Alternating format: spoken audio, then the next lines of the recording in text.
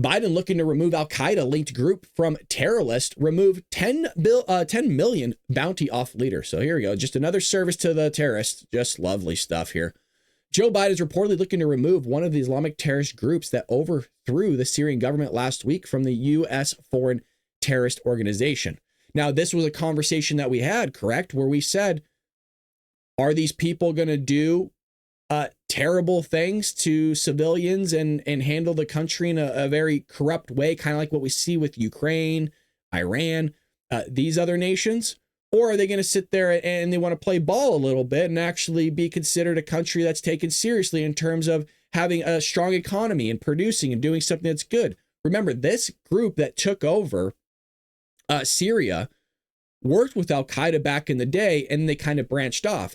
And nobody really knew why. There was a couple rumors out there that they said, well, they're still linked to them, but the image and the optics of being linked with Al-Qaeda wasn't really a good one. They wanted to find their own path and kind of start their own group that's still extremist. And I think Biden might be considering doing this so that when they do form a government, maybe there's a little bit more of a hand to be played in terms of working with this new extremist group. So multiple and current former Biden administration officials told NBC News that Biden was looking to help the terrorist group soon. It's just unbelievable. By removing the designation, which would allow the group a way to get help from foreign governments. So it's just bending over backwards for terrorists. That's just over and over and over again. Biden would also remove the 10 million bounty off the head of the terrorist group's leader. Well, why do you have a $10 million bounty? That's weird. Why? You don't just kind of throw those out too often, right? I mean, I think the guy that literally shot the CEO of United Health in the back, I think he only had like a $50,000 reward if somebody could find him or something like that. This is $10 million. So what kind of crazy stuff do you have to do to get that type of money on your head?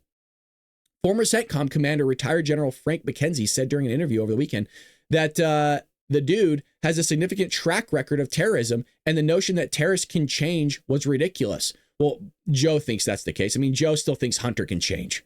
Hunter was freaking cracked out of his mind the other week with Jill looking at him. I don't know if you guys saw that. I mean, it's old video, but he's sitting there like, sir, look, I'm a believer people could change. You got to give people opportunities, not terrorists, and not with a $10 million bounty on their head. Certainly, he could advance new ideas coming in, he said. It's been my experience, though, that typically they don't. Correct.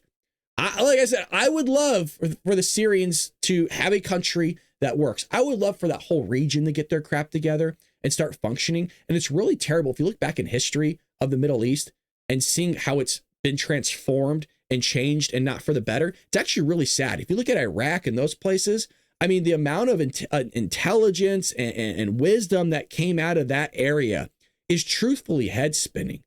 I mean, if you look at a lot of the mathematics, I mean, you're talking a long time ago. All that stuff came out of the Middle East. Your algebra came out of the Middle East, all that stuff. A lot of wisdom there. There's a lot of potential. You just got to tap into it. And look, that potential will be for the betterment of mankind. It's all about us working together in unison as the world. But we're tired of funding terrorism and people beheading people lighting people on fire at the stake, burning babies in a fire, making the mom eat it, and then raping her and all this stuff, which really happens. But Joe loves funding it. Ted Cruz is out saying that the rebels who overtook Syria are from ISIS and Al-Qaeda. Correct. And that was one of the other reasons I wanted to post this here, is that one of the main fears is that since Joe Biden was so lax on basically everything, and he just allowed everybody to do anything they wanted and he was funding it, well, there is a conversation to be had that ISIS could sit here and step up to the plate and, make a comeback and actually have real negotiating power in Syria, or hell, even fight to take over some sort of control of the Syrian government. So now you have two different branches of terrorism taking over the Syrian government, and Joe Biden wants to sit there and play ball with them. And I'm not saying you shouldn't. That's not what I'm saying. But for you to sit there and remove all this stuff, I don't know if that's you're losing all your cards at that point.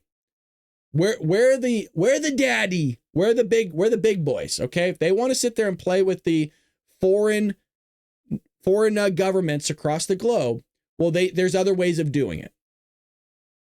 So Senator Ted Cruz warned this week that those who are cheering on the downfall of the Syrian government and the dictator should realize that those who conquered might be even worse than he was. And that dude was bad, right? Assad was bad. Remember, that guy sat there and used chemical weapons against his own people and slaughtered thousands of them. And that's just what we know about. Remember, Saddam Hussein did the same thing, and there was allegedly a lot more not war crimes, but crimes against humanity, roughshotting over his people that we didn't know about, that didn't come out until many years later, just from local tribes, just trying to get the word out to people who ever crossed through that area. His falling is a major loss for Russia. It's a major loss for Iran. It's a major loss for Hezbollah. All were allies.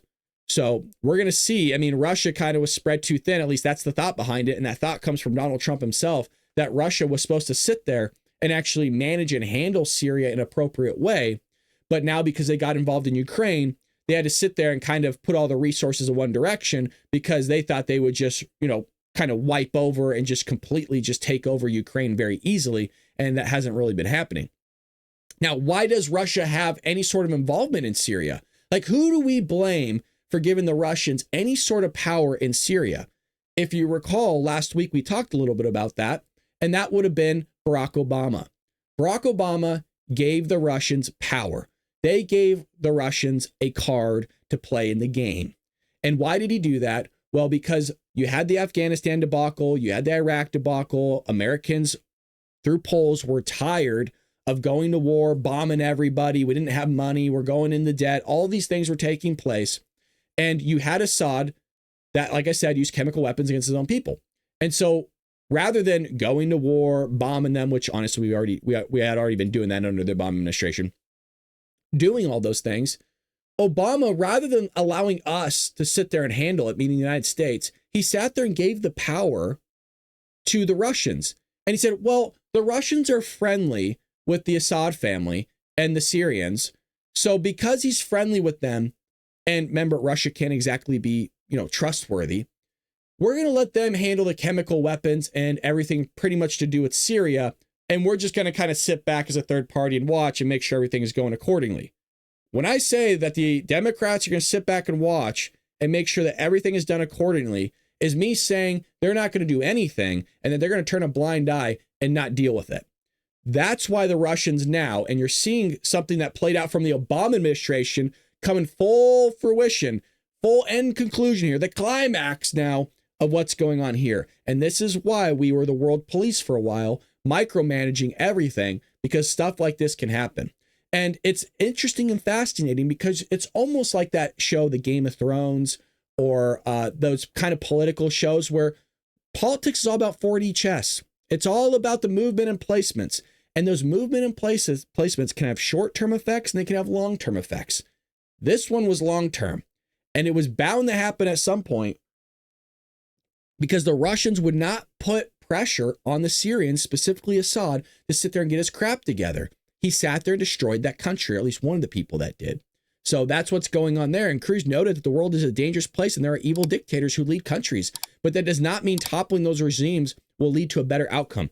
And he's not wrong here, but we will have to see what happens now. And guess who has to deal with it? Donald Trump has to deal with this and clean up another mess. So it almost seems like Joe Biden's goal is to sabotage everybody here, whether it's Kamala Harris, which I'm all for sabotaging her and her campaign. Hell, it got us into the White House, partially.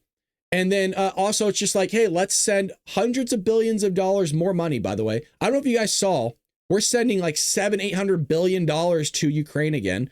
More of your money. That just came out. I think that was at the end of last week or whatever. So more money's going to the Ukrainians, which is just being laundered. All those weapons and stuff are just being sold off into the black market, just a heads up. Sitting there and funding terrorism. That's all taking place. And he's still dealing with illegal immigration that he's just allowing to happen.